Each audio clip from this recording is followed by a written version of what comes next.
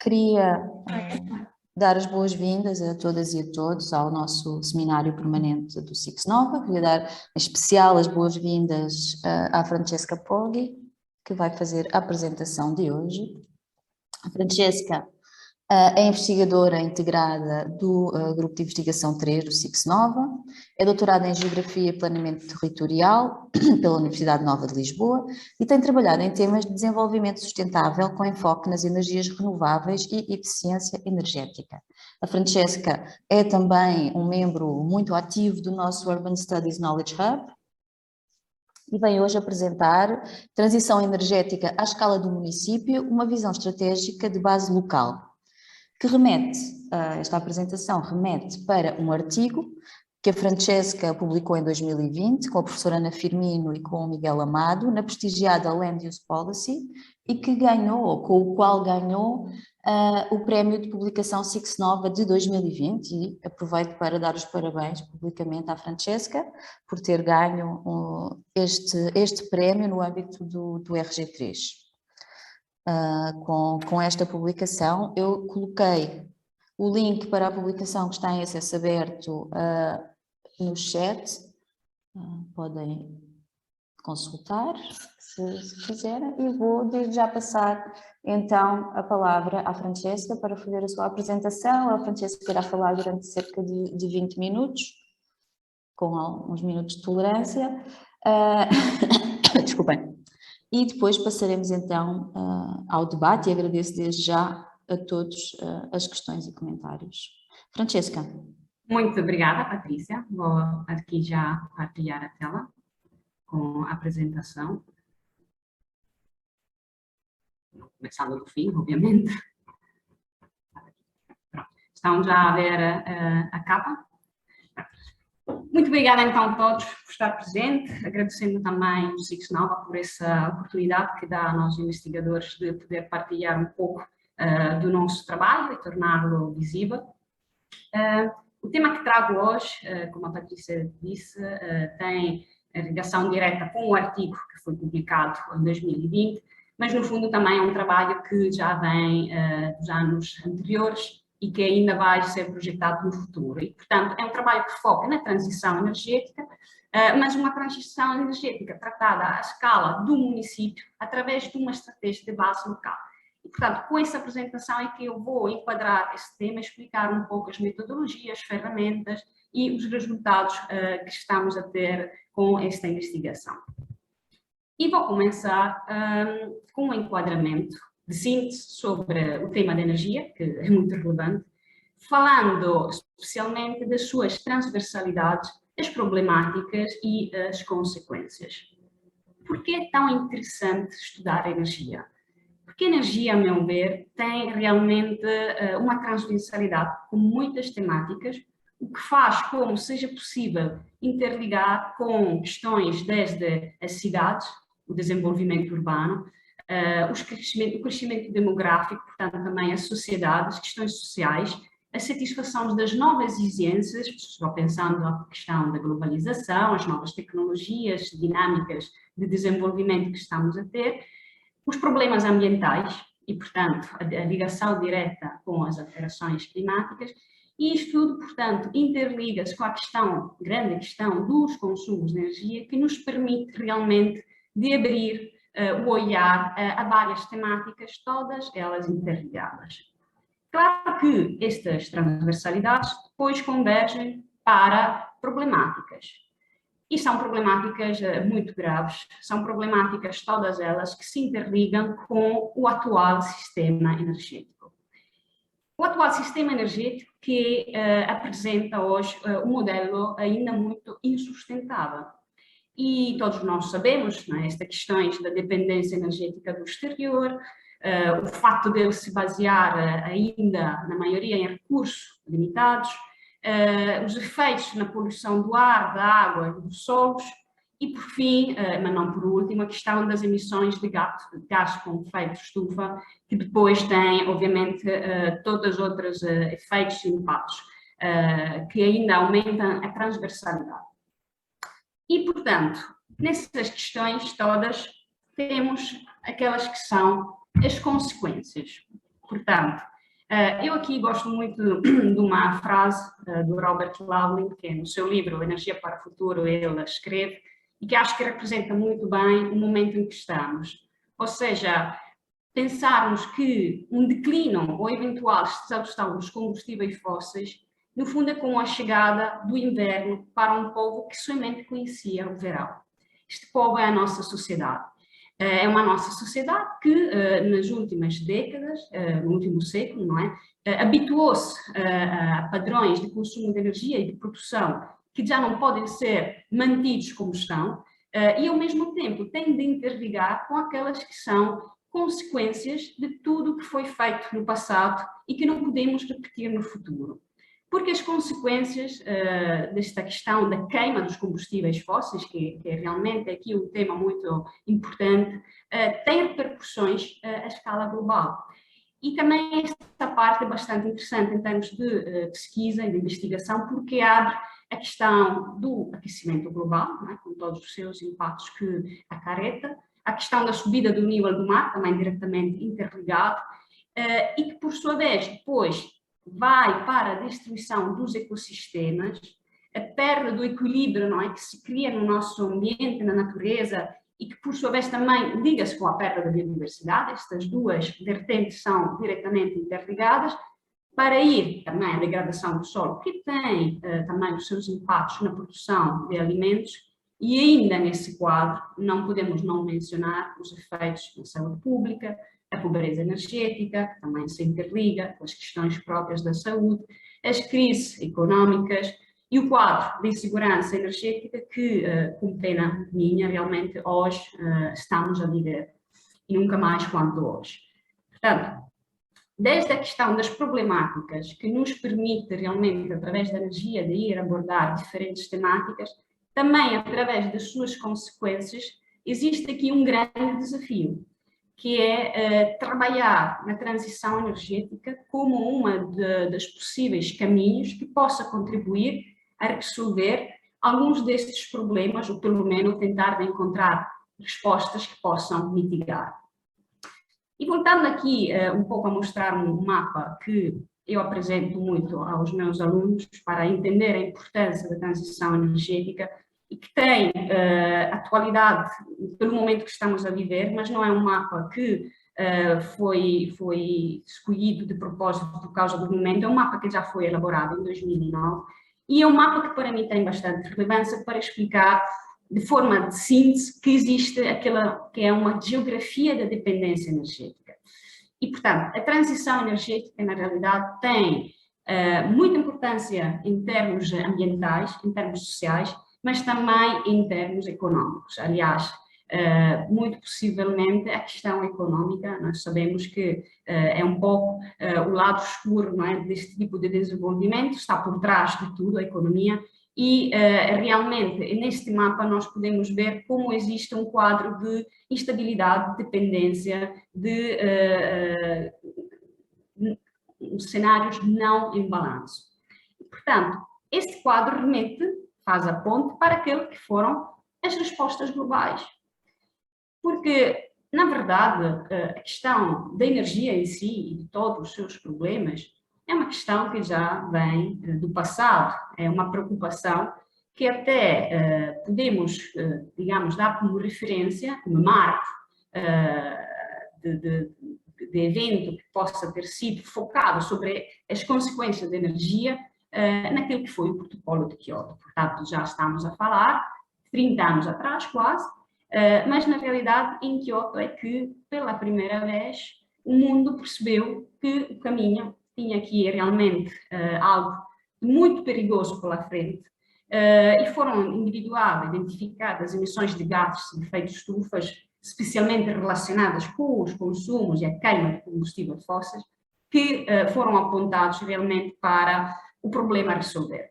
Claro que foi um dos primeiros eventos em que se colocou o problema e tentativas de respostas. Não vou falar do protocolo de Kyoto, das várias questões que foram associadas, mas na realidade este nos serve para localizarmos cronologicamente naquilo que foi o desenvolvimento destas preocupações.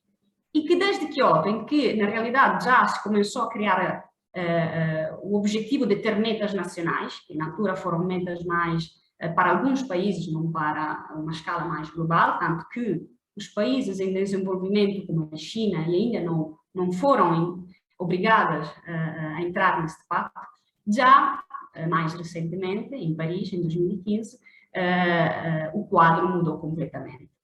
Mudou completamente, não só porque, obviamente, os efeitos e as consequências começaram a ficar ainda mais graves do que há 20 anos atrás, mas também porque nós também aprendemos com o desenvolvimento e com os erros do passado, apesar de não sempre isso ser uma verdade absoluta. A questão é que em Paris, pela primeira vez, finalmente se falou de uma visão, que é a visão da descarbonização, que é uma visão muito mais abrangente, muito mais integrada do que o simples compromisso de reduzir as emissões de gás de efeito de estufa. Começou-se em Paris a ter uma preocupação de ligar este conceito de descarbonização com a questão mais económica e fixaram-se metas, aquela que nós todos conhecemos, que é tentar ter um esforço conjunto para limitar o aumento da temperatura. Aquilo que podemos retirar desse Acordo de Paris, muito em síntese, é que houve um reconhecimento realmente explícito de que este esforço para limitar o aumento da temperatura não podia ser, digamos assim, levado à frente de forma desorganizada, de forma singular, mais singular. Tinha de ser um esforço conjunto. Portanto, é um contributo de todos. E isto é um ponto bastante importante que, em termos de conceito, não é, se discutiu. Tanto que, 6 anos depois, portanto, em novembro do ano passado, chegamos mais uma vez a falar da questão de reafirmar o objetivo de limitar este aumento da temperatura com o Acordo de Glasgow. O que aconteceu lá em Glasgow foi realmente o entendimento que a sociedade civil é que tem de propor o próprio plano de ação. E tem que se deixar um pouco de esperar que os governos e as instituições internacionais e nacionais o façam.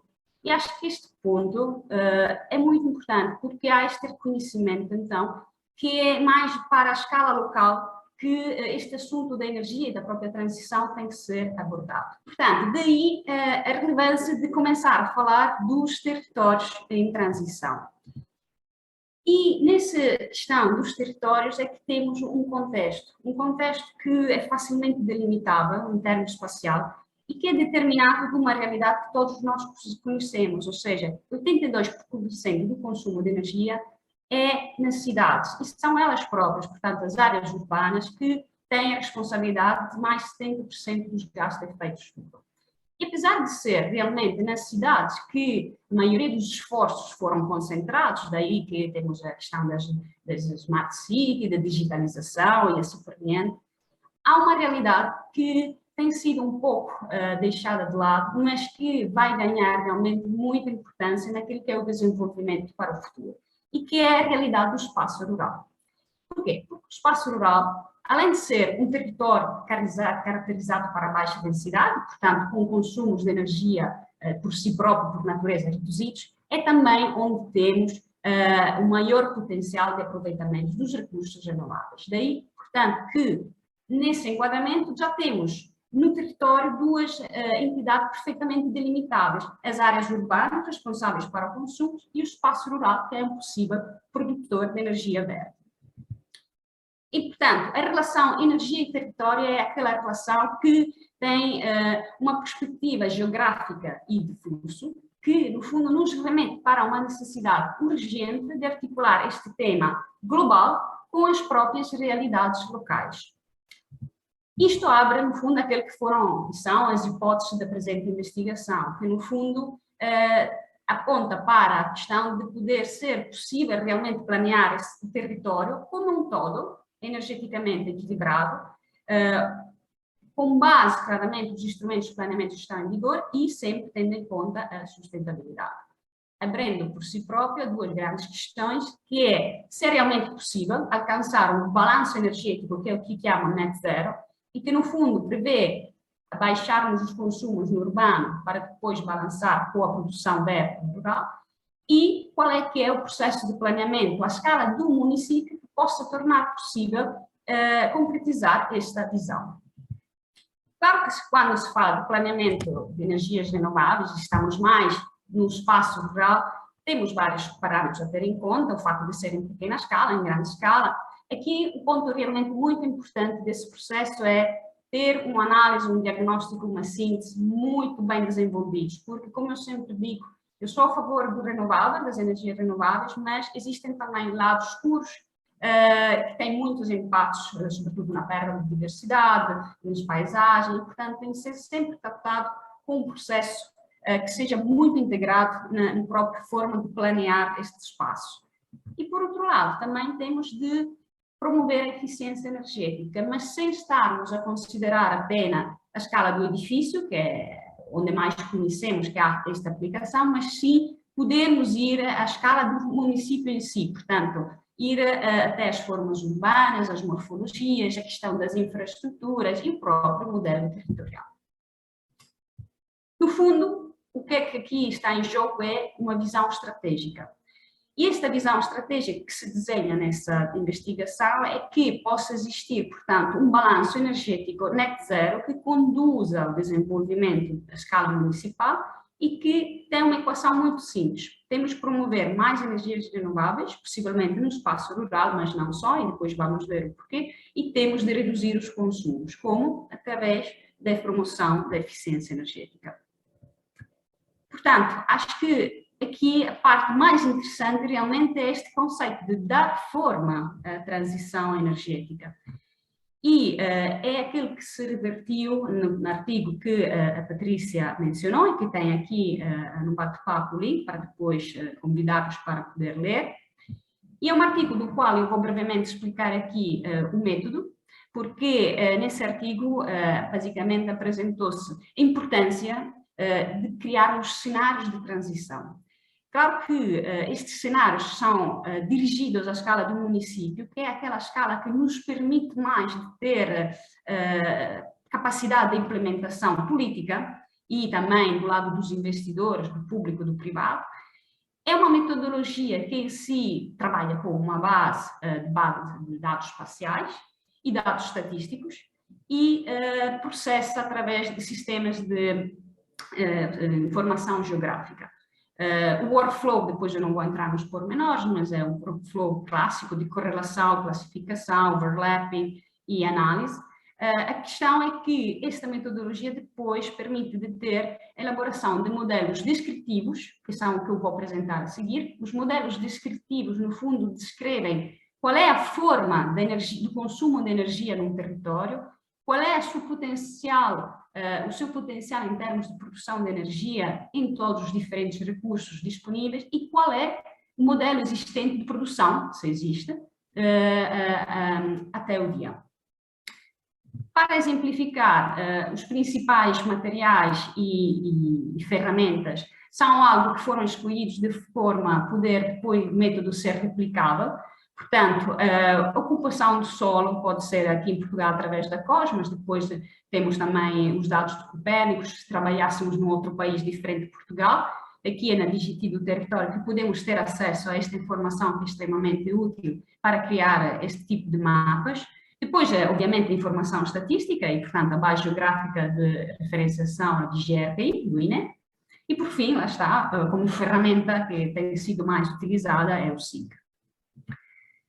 E o caso de estudo que se apresentou, e que nesse caso foi o município de Loures, é importante ter noção que foi objeto de alguns critérios para se selecionar. Portanto, antes de tudo, escolheu-se Loures por ser um concelho que, como estamos aqui a ver no gráfico, é numa posição de meio em termos de dimensão, portanto, e dimensão entendida na área metropolitana de Lisboa.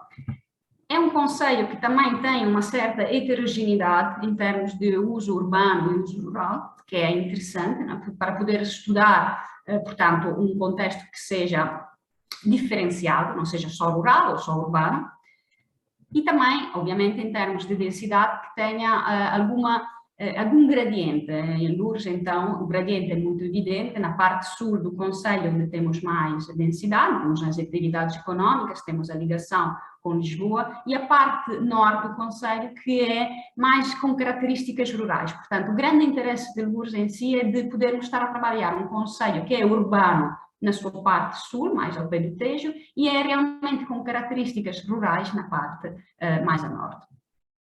Em termos de aplicação prática, o processo desta investigação, deste case study, tem a análise, o diagnóstico e o modelo, que agora vou apresentar.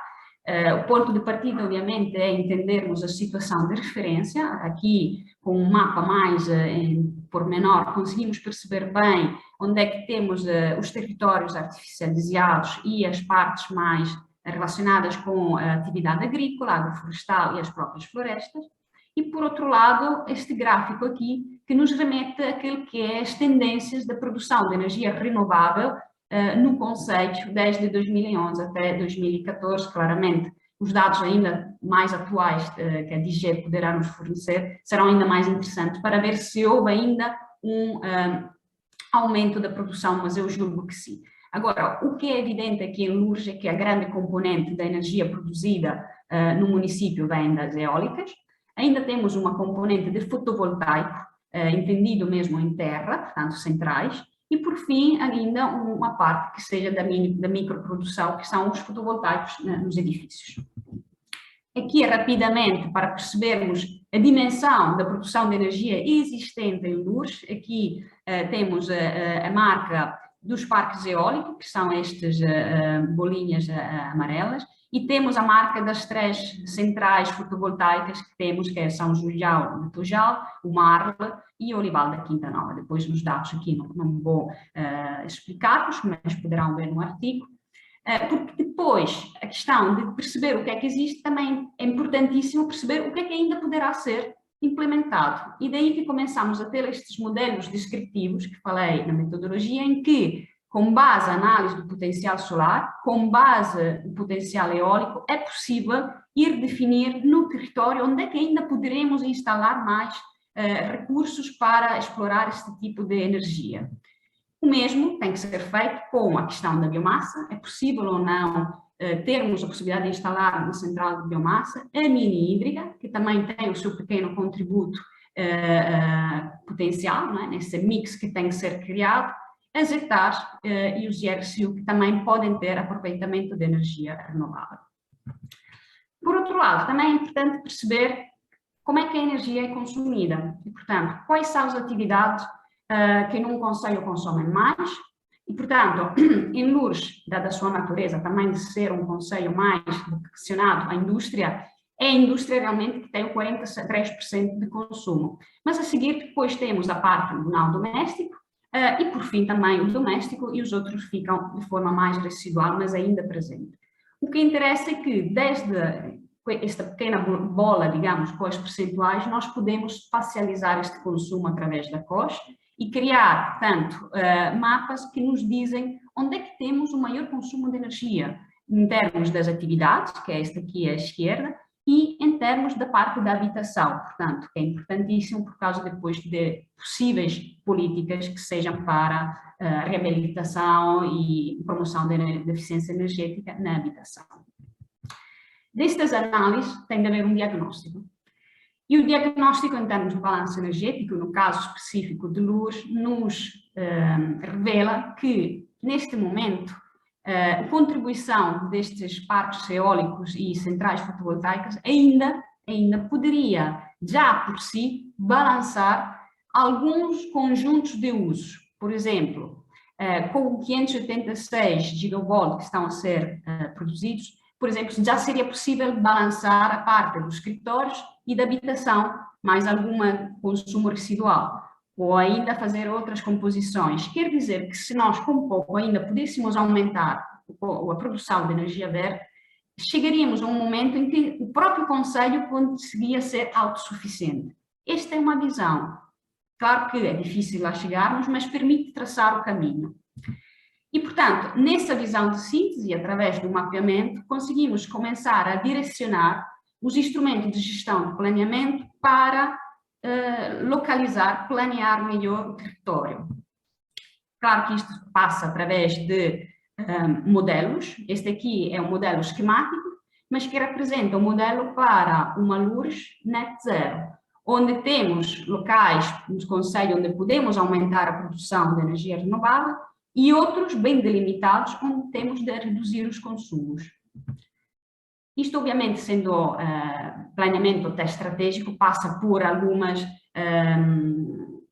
vetores de implementação, e, portanto, reforçar o solar e o eólico, claramente com as questões de proteção da paisagem, da questão do ambiente, isto tudo tem que sempre passar por uma triagem. Temos a questão de poder complementar ainda e, portanto, utilizar na parte urbana as coberturas solares. Por acaso, Loures é um concelho excelente, porque temos tantos armazéns industriais que podiam perfeitamente ser, como o Marli ensina, centrais fotovoltaicas já em áreas que são impermeabilizadas por natureza. Valorizar a mini hídrica, obviamente, nesse concelho não é realmente o melhor caso, mas ainda é possível alguma coisa aqui desenvolver, e ainda complementar com a questão da bioenergia com uma possível instalação de uma central de biomassa que recolha a escala intermunicipal os resíduos dos outros concelhos à volta. E, portanto, por quanto nós também aumentamos a produção de energia renovável, temos também de diminuir os consumos. E aí as estratégias têm que ser de reforço da eficiência energética e tem-se de vir a criar políticas que sejam interligadas aos domínios de localização espacial dos próprios consumos. Isto também passa por questões mais relacionadas aos aglomerados, aos edifícios, aos próprios projetos até de arquitetura, não vou entrar nesse tema, mas há muito para fazer e muitos resultados positivos que podemos aqui atingir. Em termos de conclusões e algumas notas de investigação futura, eu penso que, e sou muito defensora do facto que tenha de realmente existir um processo de planeamento integrado das energias renováveis. E por que é integrado? Porque não podemos tratar os territórios de forma setorial, a cidade, o rural, não. Tem que ser uma visão mais conjunta. E daí a questão do município, o município que é esta caixa, não é, que nos delimita os perímetros, que também é onde nós podemos aplicar políticas à base local, podemos interagir com a revisão dos PDMs e, portanto, criar estratégias que sejam mais eficazes e mais de curto prazo. Acho que também é importante dar uma nota àquele que é o espaço rural, aquele que é um rural sem lugar, não é? Historicamente, na tradição, hoje em dia pode realmente ter uma nova identidade e que seja uma identidade que o torne protagonista da transição energética e não só apenas um espaço além do urbano. E lá está, um espaço rural que seja do futuro, um rural energeticamente eficiente. E por fim, a relevância da questão da visão do balanço energético. Eu tenho trabalhado com os municípios e o que eu acho que nesse aspecto falta é conseguir conduzir a questão de como é que reduzimos consumos, como é que promovemos as renováveis, mas de forma equilibrada. E, portanto, esta necessidade de uma visão que depois leva àquele que será a investigação futura, que eu pretendo continuar, e que, portanto, aponta na questão de dar forma à transição energética. Acho que é interessante dar uma dimensão espacial à energia, que por si é algo de invisível. E tem desafios metodológicos e operacionais que são muito interessantes, até porque podem ser interligados e devem, na minha opinião, ser o suporte, a base para novas políticas públicas e, sobretudo, criar aquela que é uma cultura do ordenamento e do planeamento de território que integre realmente a transição energética como vetor. Portanto, eu dou por concluída a minha apresentação e abro aqui um momento que possa haver de questões ou algum debate. Obrigada, Francesca, por esta apresentação tão interessante. Eu gostaria de vos passar agora a palavra.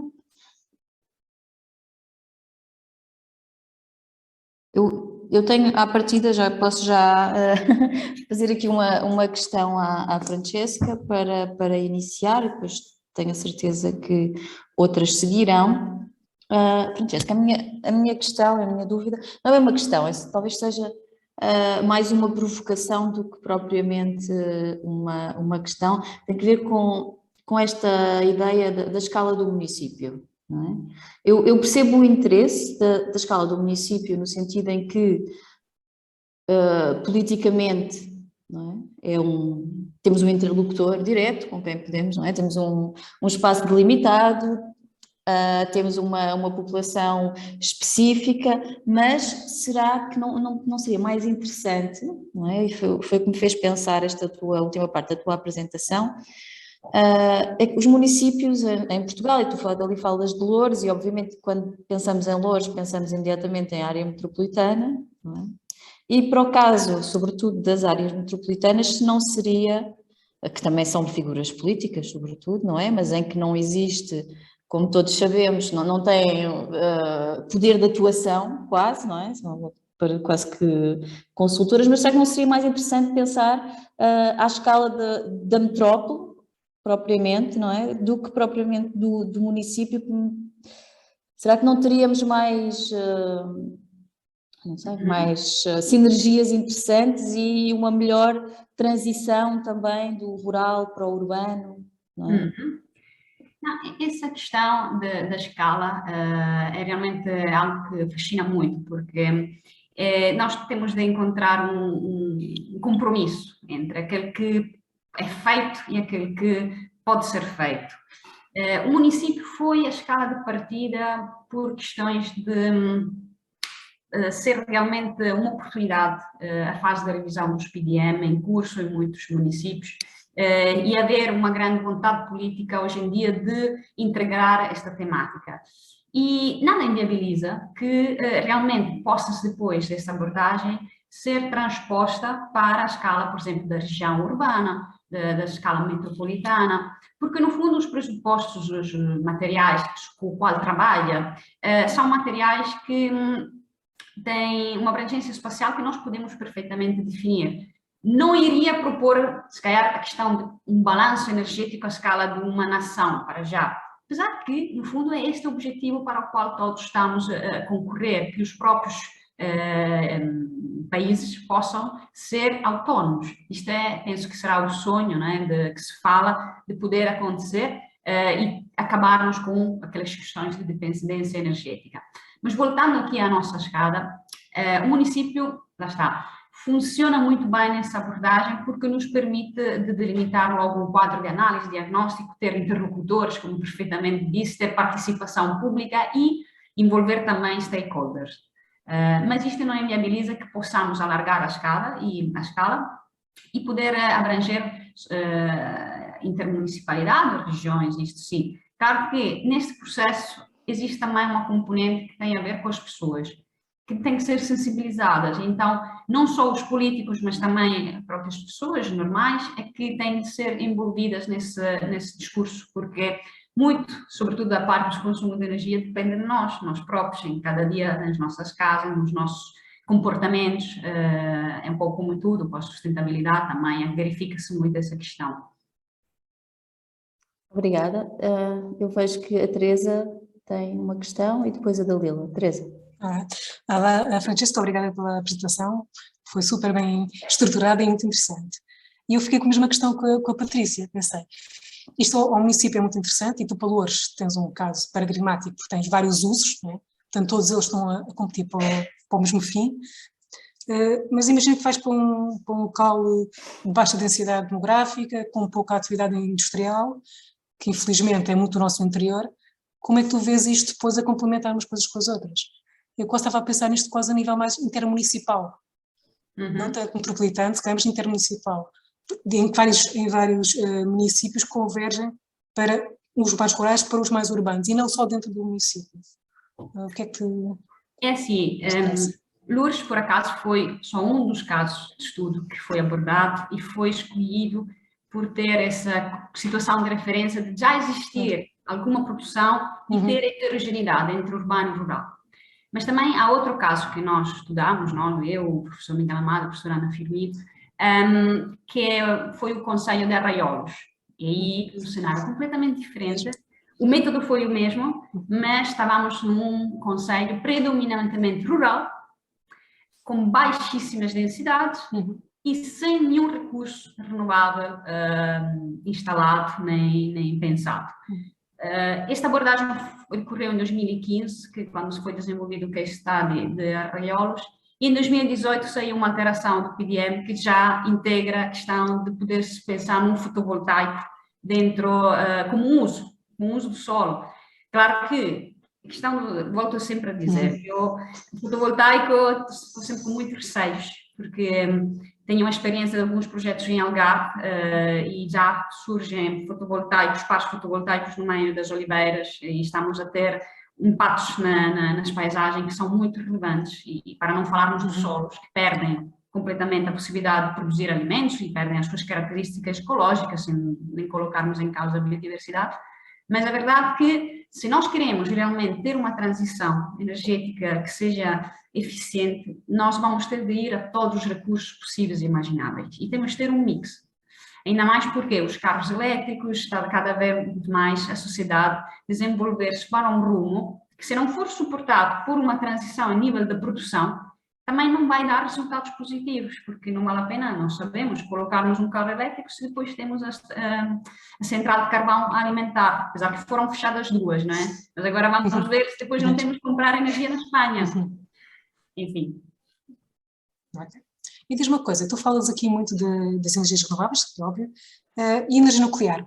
É uma coisa que metes completamente de parte? Qual é que é a tua opinião sobre isso? A minha opinião é que tenho ponderado bastante sobre o nuclear. Porquê? Porque quando se começa a estudar muito a parte do renovável, nós chegamos realmente a perceber que existem limites, né? Primeiro temos de ter em conta que a melhor forma de produzir energia renovável é não consumir energia. Sim, não sabe produzir, sim. Trabalharmos muito na redução dos consumos, isto é realmente muito importante. Mesmo assim, temos de ter sorte. Por exemplo, tive a oportunidade neste mês de trabalhar com os colegas de Bélgica numa candidatura e eles estavam a dizer, nós invejamos tanto Portugal, porque você tem tantos recursos, tem um mix possível. Temos a biomassa no norte, a hídrica, temos a eólica bastante espalhada no país, o solar, que obviamente temos a escala nacional. E eles não, eles têm um pouco de solar e pouco mais. Portanto, na realidade, a geografia também tem de ajudar, não é? Mas quando a geografia nos ajuda, tem que se ir para um mix. Ora, o nuclear, na realidade, é em si uma energia que, se não houver acidentes, é uma energia limpa. E que, tirando a questão dos acidentes, acho que será um pouco inevitável ela continuar a existir no modelo futuro, porque as renováveis têm sempre esta variabilidade, ou do sol, ou do vento, ou da água. Agora estamos em seca, vamos ter grandes problemas em termos de produção renovável das albufeiras. Portanto, é um pouco por aí. Obrigada. Obrigada, Teresa e Francesca. Dalila, tens a mão levantada, queres também colocar uma questão? Ouvem-me bem, sim? Sim.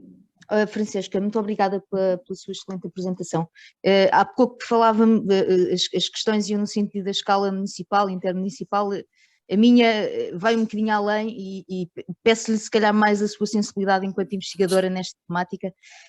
E a questão a questão em si é concisa e simples, mas a resposta não sei. Como é que vê, e na perspectiva não do conflito, mas já da guerra que estamos a assistir, como é que e da mais que provável crise energética que aí vem, como é que vê este momento? Vê como uma janela de oportunidade ou vê como um enorme retrocesso nesse caminho de transição para as energias renováveis, de transição energética que fala? E, portanto, eu sei que a resposta não será simples, mas qual é a sua sensibilidade? Obrigada. Muito obrigada, Dália. É assim, eu tinha analisado e acompanhado um pouco o que é que aconteceu no passado, nos momentos de crise, olhando para a energia, para perceber, porque nós temos questões que são cíclicas, e com muita pena, as guerras são cíclicas, as crises económicas são cíclicas, de vez em quando a nossa sociedade tem esses picos. Cada vez que tem acontecido uma crise nas últimas 2 décadas, e relembro a crise de 2008, o que tem havido é que a parte da eficiência energética das energias renováveis tem tido um impulso, cada vez mais um impulso. Porquê? Porque nos permite de tornar, digamos, autossuficientes. A questão da autossuficiência, a questão de abordagem mais ecológicas. O próprio Covid tem vindo a sensibilizar mais as pessoas na parte da eficiência energética, talvez porque ficaram mais em casa e perceberam que se calhar existem aqui padrões que temos de alterar.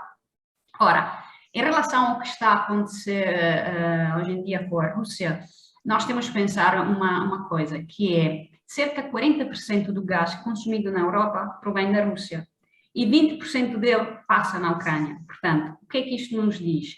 Nos diz várias coisas. Primeiro, obviamente, que está perante uma crise geopolítica, isto não há dúvidas nenhuma.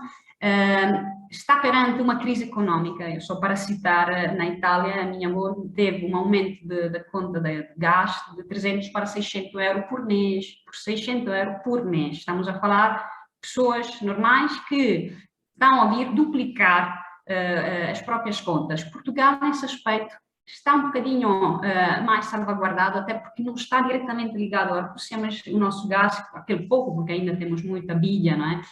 Vem da parte da África ou vem de navio.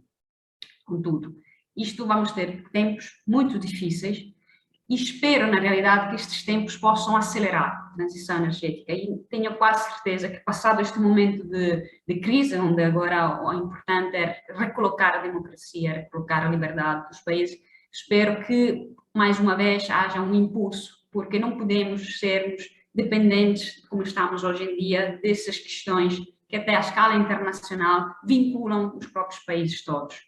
Tem de haver mais autonomia e, lá está, a transição energética tem realmente muito a trabalhar, muito em termos de políticas, mas também em termos dos indivíduos e do próprio dia a dia, como é que encaramos as coisas, colocar o fotovoltaico nas habitações, há tantas coisas que podem ser trabalhadas a diferentes escalas. Obrigada, Francesca. Obrigada. Nada. Muito obrigada, Francesca. Não sei se temos mais questões ou comentários da parte do público. Francesca, se mais ninguém tiver, assim, eu ia lançar aqui um outro tema que tu apenas afloraste, mas que já temos conversado e que eu sei que também te interessa bastante, que é esta ideia entre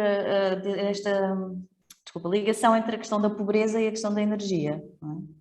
E nós já falámos sobre isso em algumas ocasiões, e não sei se poderias, como também é um tema de interesse de muitos investigadores do SICSNova, não sei se poderias dizer alguma coisa, certamente poderás, não é? Acerca de como é que podemos pensar, não é? Aquilo que existe hoje em dia e como é que podemos pensar o futuro desta relação entre a energia e a própria transição energética e que papel é que isso poderá ter, essa transição poderá ter também na redução da pobreza, das desigualdades e sobretudo, nas vivências e no acesso aos recursos por parte das populações mais vulneráveis, vá lá. É verdade. Digamos que o tema da pobreza, na perspectiva da energia, pode ser abordado de duas formas diferentes. Uma forma mais global, ou seja, olharmos como o caso da Bélgica, é um país que é pobre de recursos verdes. Pronto, portanto, tem que produzir de qualquer forma a sua energia de outra maneira, que são ou com a dependência de outros países, ou em si com sistemas que ainda se apoiam ou no nuclear ou em fontes fósseis. Mas o que acho que é mais interessante é realmente a escala mais local, a escala das pessoas até, que é realmente o tema de interligar a pobreza energética com também a pobreza económica, os rendimentos. E isto porque é interessante, porque nos leva nas casas das pessoas e perceber que realmente onde é que é possível poupar numa habitação? Poupa-se na alimentação e poupa-se na energia. Depois há outros bens que não é possível poupar. Portanto, de qualquer forma, o tema da habitação e as próprias condições, muitas vezes precárias, da construção, que são construções, sobretudo dos anos 70, aqui temos grandes exemplos na área metropolitana de Lisboa, são construções em que têm grandes fontes térmicas, caixilharias, vidro simples, ou seja, onde não há conforto térmico, e para criar condições de conforto é preciso realmente gastar energia para aquecer as casas. Isto é um tema que pode ser muito interessante ser estudado. Porquê? Porque dá abertura a criar mais valor através de políticas e programas que ajudem o reforço da eficiência energética à escala mesmo da habitação. Acho que é mais esse tipo de tema, de poder interligar como é que podemos fazer reabilitação de habitação social, por exemplo, que seja para a eficiência energética, porque isto, no fundo, também vai ajudar a parte, digamos, dos rendimentos das pessoas, portanto, diminuir um pouco aquela pobreza económica relacionada a este aspecto, e, sobretudo, vai aumentar também uma parte que não se fala muito, mas que existe, que é a saúde pública. Isto acontece muito no interior. As casas no interior têm muitos problemas ainda mais nas aldeias, porque tem ainda a construção vernacular, muitas vezes são lá que vivem pessoas mais idosas, que não pensam minimamente de trocar, por exemplo, as caixilharias, porque é caro e assim por diante, não tem dinheiro, e passam invernos a congelar lá dentro, com depois reflexos, não é, em pulmonias, problemas aos ossos, isto tudo tem custo também para a sociedade. Isto fui claramente a buscar a aldeia no interior, mas temos muitos casos mesmo. Eu tinha feito alguns inquéritos em relação à população mais idosa, a ver qual era a sensibilidade destas pessoas em relação, por exemplo, a melhorar o conforto da própria habitação, por exemplo, com a instalação de uma bomba de calor, em vez de estar a usar as ventoinhas elétricas, uma bomba de calor mais compacta. Claro que não há, digamos, também cultura disso, e daí que é importante sensibilizar as várias camadas etárias para que os mais novos é mais fácil, os mais novos já percebem que é importante desligar a luz, que é importante desligar a televisão depois de ter jogado com os videojogos, mas isto é uma questão mais de educação. Nós daí temos de aprender um bocadinho com os países do norte, em que realmente desde pequenos logo vêm formatados com a bicicleta, alimentação saudável. Pronto, educar mais os mais novos e tentar de sensibilizar os mais velhos, porque existe também um problema de saúde relacionado com o consumo de energia e as condições dos edifícios, que são bastante frágeis em termos de eficiência energética.